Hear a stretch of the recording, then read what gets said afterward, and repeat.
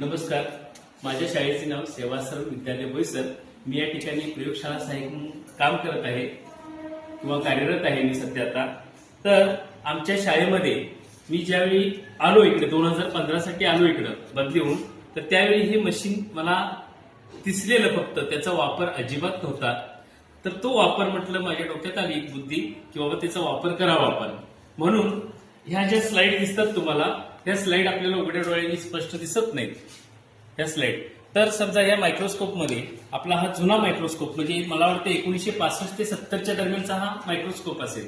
हा आता पाहायला पण मिळत नाही, हा दुर्मिळ झालेला आहे.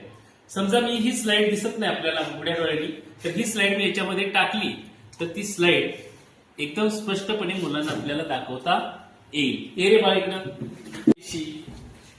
पक्ष्यांची आपल्याला माहिती विद्यार्थ्यांना सांगता येते.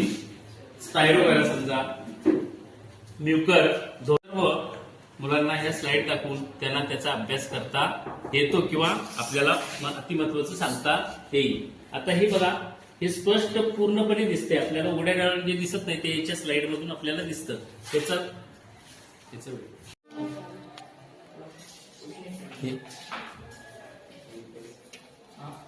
आपण ह्यात बघतोय की सरांनी प्राणीपेशींची हे टाकले, स्लाइड टाकले.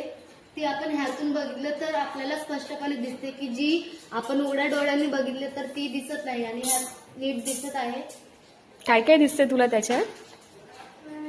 ह्यात त्या पेशीचे नावं आहेत सर्व. मायक्रोकॉन्ड्रिया, न्यूक्लियस आणि सेल वॉल दिसतोय का? व्हॅक्यूल वॉल.